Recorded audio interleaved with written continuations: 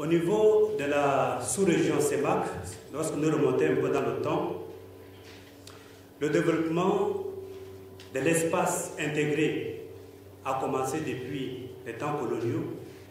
Et déjà, pendant les périodes coloniales, nous avons assisté d'une façon ou d'une autre à une intégration monétaire par la création en 1945 du franc CFA, qui n'est pas la monnaie de l'Afrique, mais une monnaie coloniale et qui a consacré à la fois une intégration économique, une intégration politique et une intégration financière.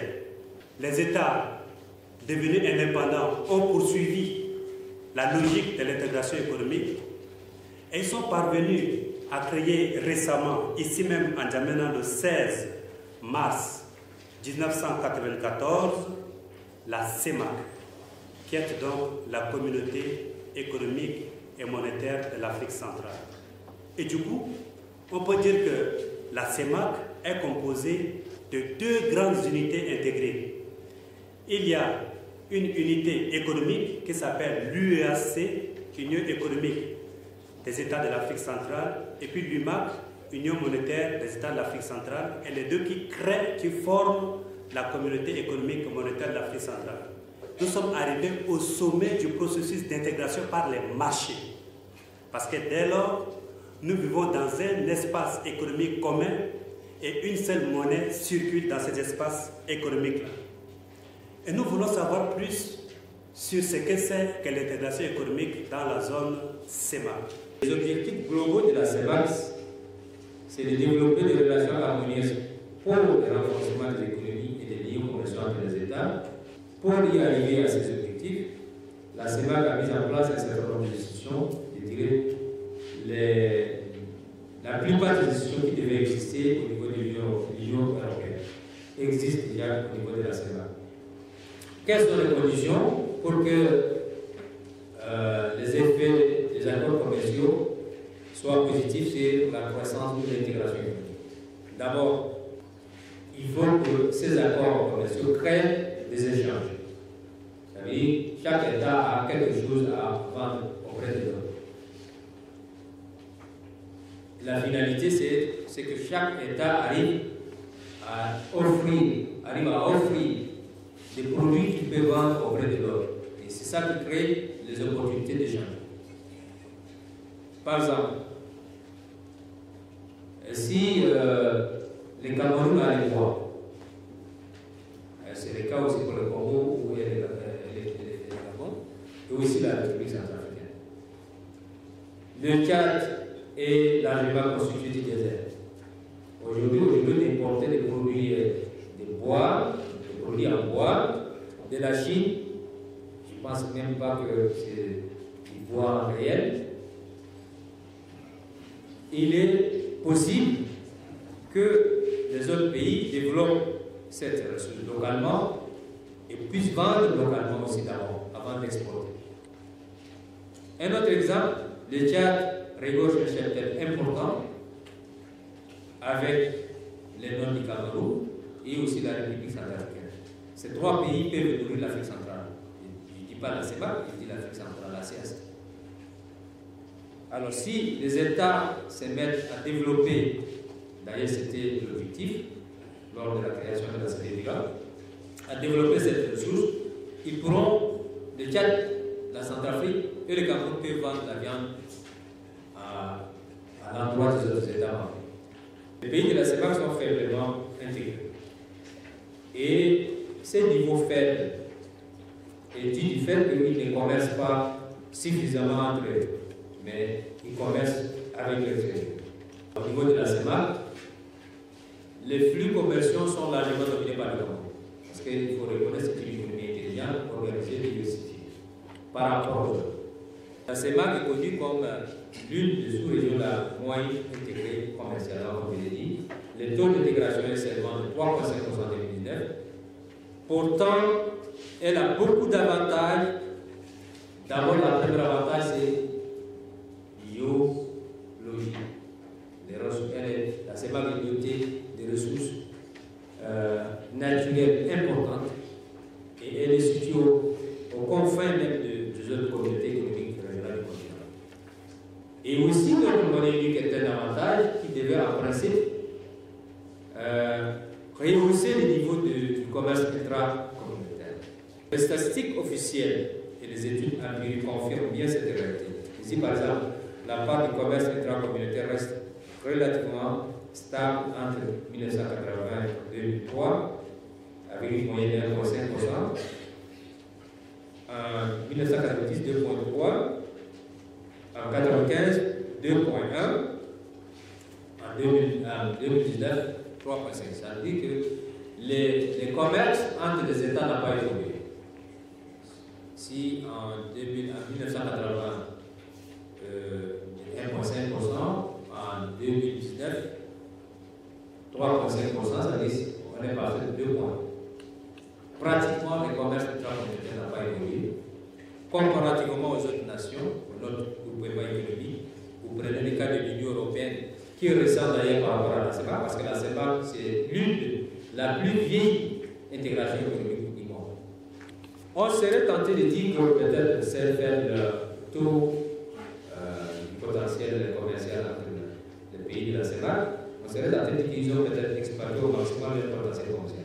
Un autre argument, on serait tenté de dire que bon, les commerces intracommunautaires, c'est aussi dû au fait que nous avons un revenu faible par habitat, paiement, ce qui n'encouragerait peut-être pas les échanges internes et même internationaux.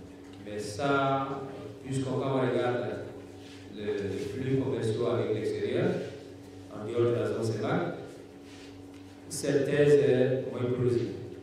Puisque même si on a le revenu faible, on est en train de faire plus de commerce avec les autres que avec nous. Les pays de la CEPAC exportent principalement de matières premières. Et les études empiriques ont prouvé que quand vous exportez uniquement des matières premières, cela a des effets négatifs sur la croissance économique. Puisque vous n'êtes pas en train d'exploiter vos ressources localement et les vendre avec une valeur ajoutée, mais vous les vendez au plus offrant sous forme de matières premières. L'autre conséquence, c'est aussi nos économies sont fortement extraverties, dictées par la disponibilité des ressources naturelles.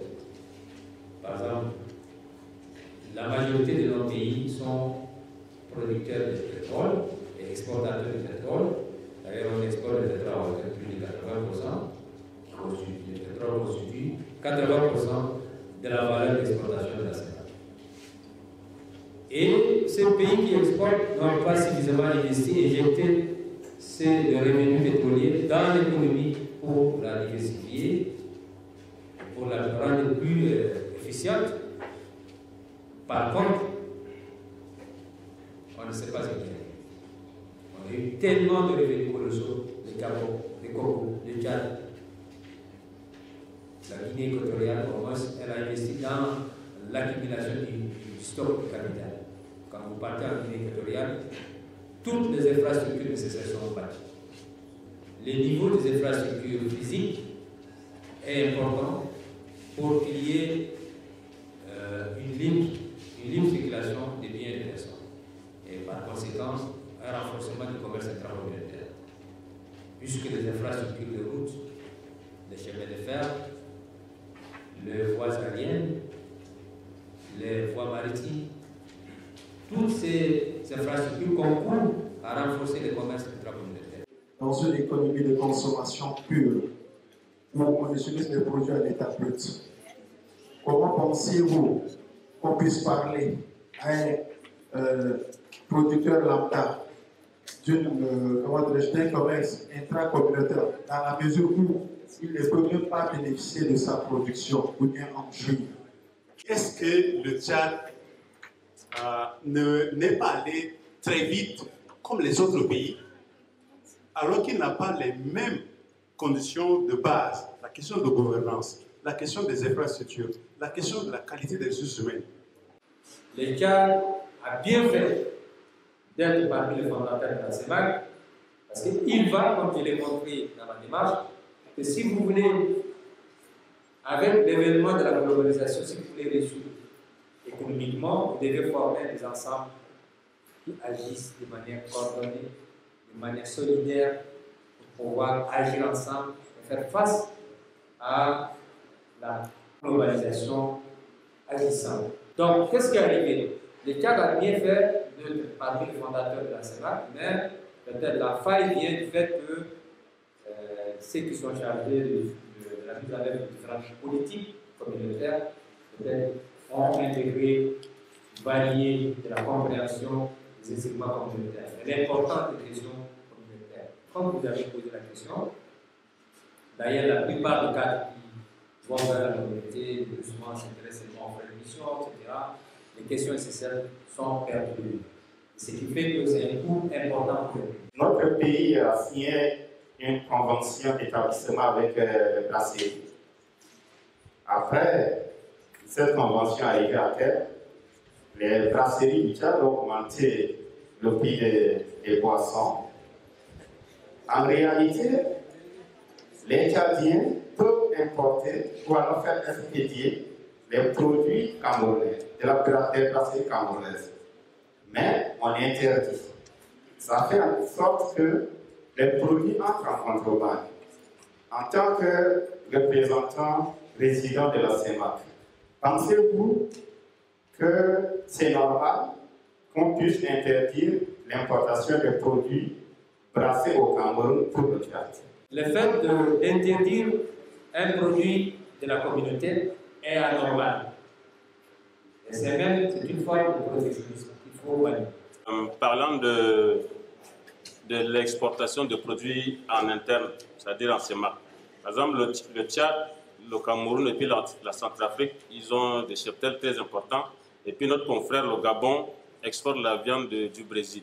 Je me demande s'il n'y a pas un conflit entre l'intégration économique et puis l'intégration politique. En réalité, c'est un problème, c'est un obstacle au commerce. Un obstacle au commerce, pourquoi? Le Gabon, compte tenu des infrastructures, des faibles niveaux d'infrastructures qui les lient par rapport aux autres États, et comme le Gabon est un pays côtier, il est plus facile d'importer la viande congélée du Brésil par voie maritime que d'importer la viande tchadienne qui n'est pas encore labellisée, qui n'est pas industrialisée, etc. Bon. Vous voyez, c'est un obstacle au commerce. Ce n'est pas un obstacle politique, ni un obstacle économique, c'est un obstacle au commerce. Du fait même, cela prouve même la nécessité d'aller de renforcer les communautés d'origine pour que le Tchad puisse labelliser ses produits. Le Tchad est un pays basé sur l'importation. Pensez-vous que la libre circulation des biens aura un impact positif sur l'économie tchadienne? C'est la libre circulation qui permet de mettre ensemble les moyens de production, de vous permettre d'avoir plus de possibilités, plus de choix en termes d'intrants, en termes de développer des marchés. Donc c'est la libre circulation qui permet aux produits d'un pays de se positionner par rapport aux autres pays. C'est la libre circulation qui permet de renforcer les conditions de concurrence parfaite, qui permet à son tour d'innover des choses et qui permet maintenant de créer la richesse. Si le commerce intracommunautaire, le commerce entre les États qui composent la CEMAC est bien développé, alors cela faciliterait l'intégration économique et l'intégration monétaire.